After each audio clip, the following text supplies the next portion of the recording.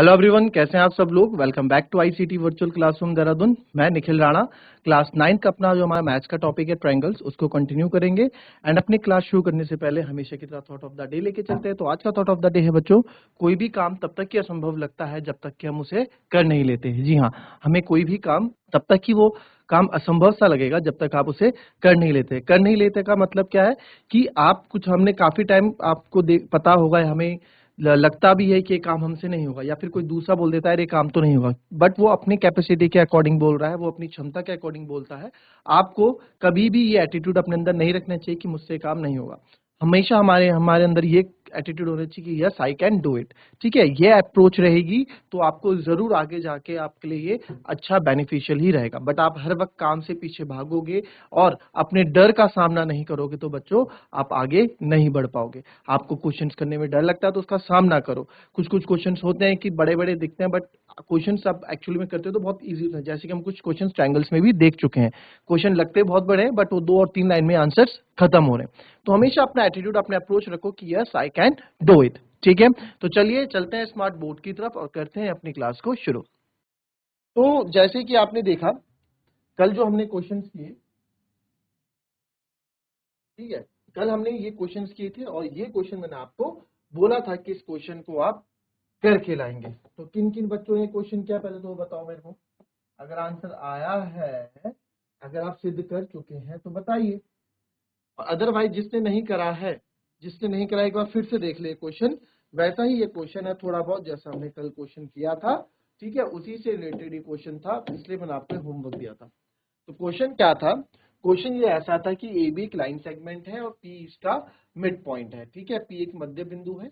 D and E are points on the same side of A B, यानी D और E A B के एक ही ओर के बिंदु इस प्रकार है कि एंगल बी ए डी और एंगल ए बी ई आपके बराबर है। वहां दिया भी गया है। और एंगल ई पी ए और angle D P B, E P A, अब देखो ई पी ए क्या बन रहा है, ई पी ए, और दूसरा है D P B, D P B, ये दोनों भी बराबर है। तो बता रखा है ना, ये दो वाले एंगल ये आपस में बराबर है, ये एक वाला दिखा रखा है, ये आपस में बराबर है, ये दिखा रखा है। ठीक है, तो अब आपको सिद्ध करना है कि ट्रायंगल डीएपी भी कॉन्ग्रुएंट है ट्रायंगल ईबीपी के। तो मैंने आपको क्या बताया था, पहले ट्रायंगल को पहचानना है। ट्रायंगल डीएपी है कहाँ? तो आपने देखा डी, फिर आए ए, फिर आए पी पे, तो ये रहा डी ए पी। फिर आपने देखा E B P, E B P कहाँ है? तो E B P, E B P ये है। ये दो ट्रायंगल्स पहले आपने पहचान लिए। इन दो ट्रायंगल्स को आपने पहचान लिया, अब इस पे वर्क हमको करना है। तो जरा फटाफट इस क्वेश्चन को करके दिखाएंगे मुझे। चलिए अब देखेंगे इस क्वेश्चन को। अब ध्यान से देखो इस क्वेश्चन को, ठीक है। चलिए अब क्वेश्चन पे आते हैं। तो जो जो चीज हमें गिवन थी पहले उस पे हम आ जाते हैं। ठीक है, तो गिवन क्या है हमें बच्चों, पहले उस पे देखो। जो जो हमें गिवन है लिख लेते हैं। Angle B A D, P mid point है, पी इज मिड पॉइंट, यानी पी एक मध्य बिंदु है, पी इज मिड पॉइंट। फिर एंगल बी ए डी और एंगल ए बी ई बराबर है, एंगल बी ए डी और एंगल ए बी ई बराबर है। हमेशा हम गिवन लिखेंगे, ठीक है, बार बार क्वेश्चन में नहीं देखेंगे, अपना जो हम लिखा हुआ है उस पर देखेंगे, वहीं से अपनी हिंट हमेशा लेंगे। ठीक है, बार बार क्वेश्चन में देख के नहीं होता है। तो प्रूव दैट ट्रायंगल डीएपी और ईपीबी, तो इन दोनों ट्रायंगल को ही मुझे लेना होगा। तो लिखेंगे in triangle DAP and triangle EBP, in triangle A, इन दो ट्रायंगल की बात यहाँ पे कर रहे हैं।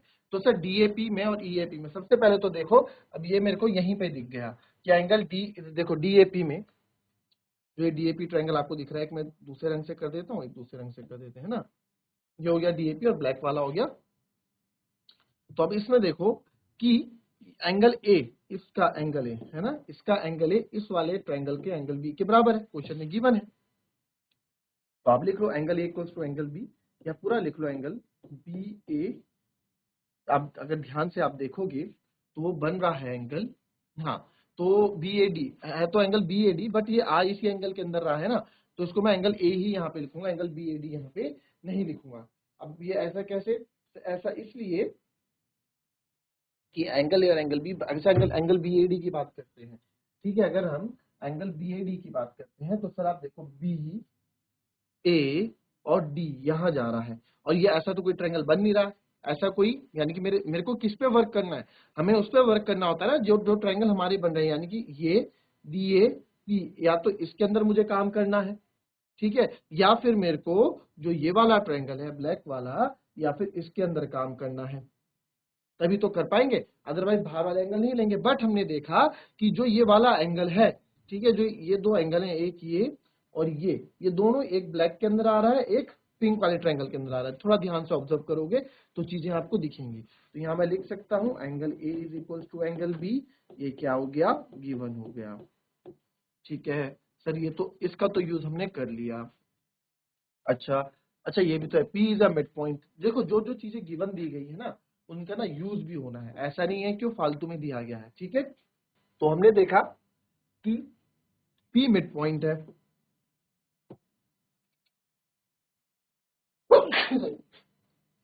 P क्या है, मिड पॉइंट है। तो P जब मिड पॉइंट है तो यहां से आप देखो मिड पॉइंट है, यानी कि यहां से, ठीक है, P मिड पॉइंट का मतलब क्या है कि बिल्कुल बीचों बीच है ना, बीचों बीच है। तो यहां से और यहां तक दोनों बराबर दूरी होगी, क्यों, क्योंकि B तो एक मिड पॉइंट है ना। तो ये भी आप लिख सकते हैं यहाँ पे। एक रीजन ये मैं यहाँ दूंगा कि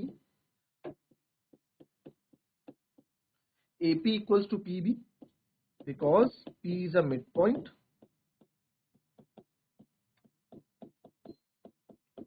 बिकॉज P क्या है, मिड पॉइंट है, ठीक है जी। अब तीसरा देखेंगे, तीसरा क्या यूज कर सकते हैं हम। हमने देखा ना इसमें कोई चीज कॉमन आ रही है ना, कॉमन साइड भी नहीं आ रहा है।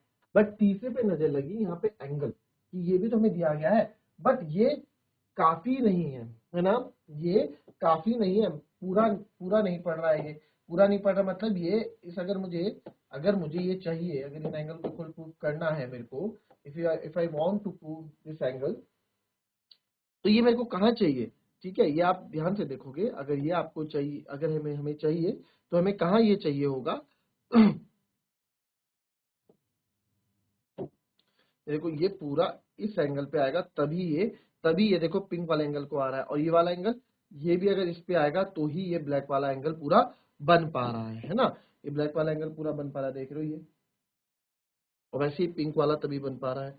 तो यहाँ पे अब इसके लिए दोनों जगह एक ही चीज है कि यार ये वाला एंगल अगर इसमें ऐड कर दें, जैसे पिछले एंगल में हमने किया था ना, जैसे पिछले क्वेश्चन में हमने किया कि यहाँ पे भी हमने बीच में जो एंगल 1 मैंने माना है, इसको हमने ऐड किया। जब दोनों पहले से ही बराबर हैं, अगर दोनों ही एंगल पहले से बराबर हैं, इनमें अगर मैं सेम चीज ऐड कर दूं तब भी तो वो बराबर ही रहेंगे। यानी कि अगर एक 40 डिग्री है, दूसरा भी 40 डिग्री है ना एंगल, फॉर एग्जाम्पल मान लेते हैं ये भी आपका 40 डिग्री है, ये भी आपका 40 डिग्री है, ये भी 40 डिग्री, तभी तो बराबर है। इसमें अगर मैं प्लस 30 डिग्री करूं, इधर भी प्लस 30, सेम चीज दोनों जगह जोड़ूं, तब भी तो ये बराबर ही रहेंगे ना, तब थोड़ा इनमें कोई फर्क आएगा, है ना। तो वही चीज हम यहाँ करेंगे, यही कॉन्सेप्ट हम यहाँ यूज करेंगे। तो इसको आप एंगल कौन सा है, बीच वाला ई पी डी, या ईपीडी बोल दो, या सिंपल एंगल 1 हम लिख लेते हैं। एंगल 1 भी आप लिख सकते हैं ताकि आपको बार बार इतना ना लिखना पड़े। तो हमने यहाँ लिखेंगे, अगर हम एंगल डी ईपीए, कुछ भी एंगल ईपीए में प्लस करें एंगल ईपीडी को, या एंगल 1 भी लिख सकते हैं हम, इधर भी हम प्लस करें एंगल ईपीडीपीबी में,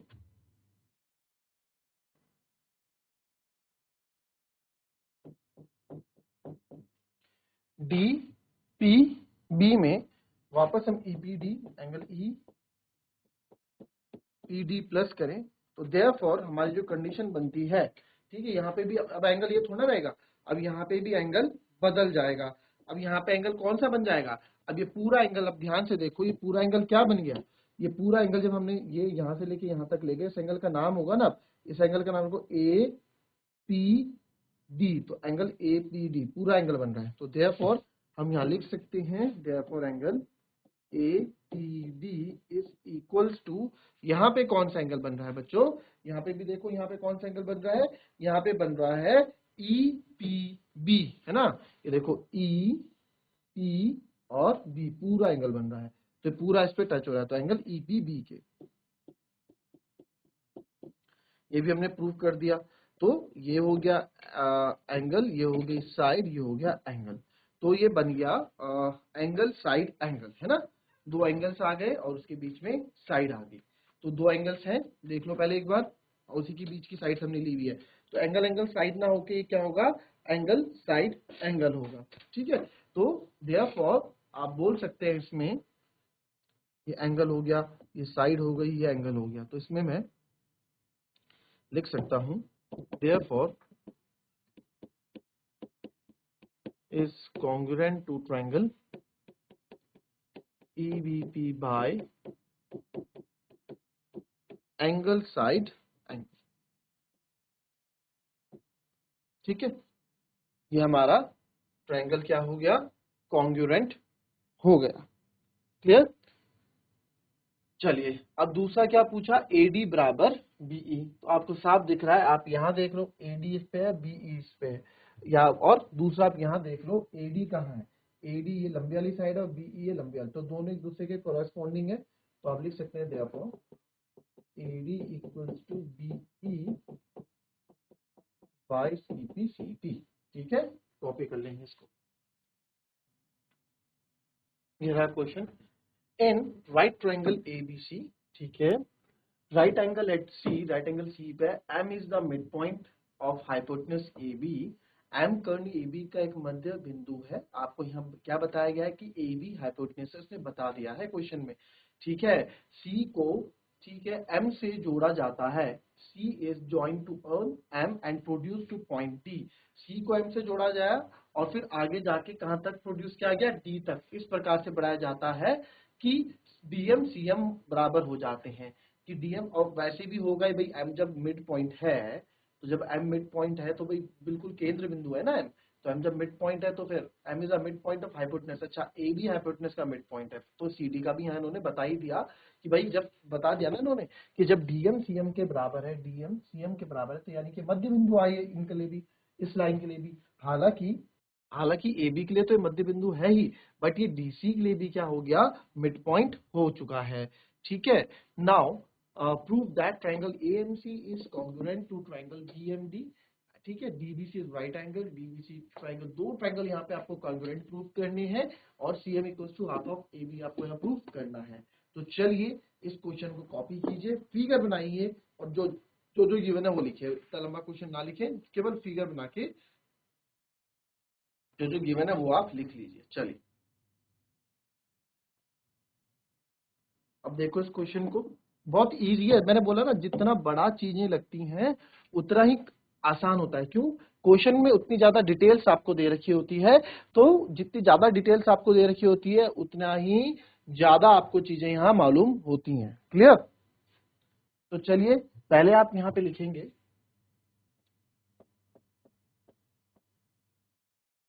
गिवन क्या क्या हमारे पास है ना, हमें क्या क्या बताया गया है। पहले तो बताया गया है ABC राइट ट्रायंगल है, right angle at C, right angle at C पे राइट एंगल बन रहा है। तो राइट एंगल एट C मतलब यहाँ पे आपका राइट एंगल बन रहा है, तो ACB आपका 90 डिग्री है। फिर बोला गया M आपका मिड पॉइंट है, तो M आपका मिड पॉइंट, हाइपोटेनस के लिए M मिड पॉइंट है ना, तो AB हाइपोटेनस बताया गया, तो यानी कि ये दोनों मिड पॉइंट है तो ये बराबर होगा। तो यहाँ पे हम कर देते हैं AM बराबर BM। ठीक है, AM बराबर BM बोल दिया, और AB हाइपोटेनस, ये भी हमें लिख लेते हैं। AB क्या है, कर्ण रेखा है, हाइपोटेनस है कर्ण रेखा। ठीक है, AB हाइपोटेनस। और दूसरा आपको क्या बोला था क्वेश्चन में उसके बाद, कि भाई हमने B से एक पॉइंट बढ़ाया और M3 से M तक बढ़ाया, और ऐसा बढ़ाया M से आगे कि दोनों ही पार्ट बराबर हो गए, है ना, क्वेश्चन में लिखा है ऐसा। तो मैं नहीं बोल रहा हूँ, क्वेश्चन लिखा, तो CM भी DM के बराबर यहाँ पे दे रखा है। तो बस अब सबसे पहला पार्ट हम करते हैं, और सबसे पहला पार्ट बहुत इजी है, थोड़ा दिमाग लगाओगे हो जाएगा। पहला हमसे पूछा है इन ट्रायंगल AMC और BMD को प्रूव करना है। तो in triangle AMC and triangle BMD। ठीक है, इसको लिखें।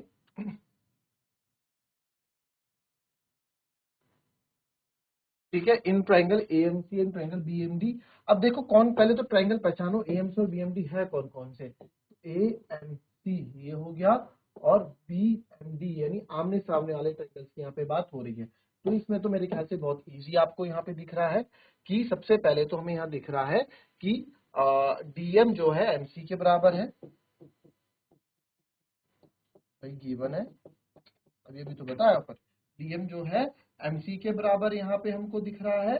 फिर डीएम एमसी के बराबर हो गया, और क्या दिख रहा है, हाँ एएम, अभी देखो ये वाला एंगल इसके बराबर होगा, वर्टिकली अपोजिट एंगल, शीर्षाभिमुख कोण पढ़ा था, शीर्षाभिमुख कोण लग जाएगा ना। तो यहाँ पे आप लिख सकते हैं कि एंगल DMA सॉरी DMB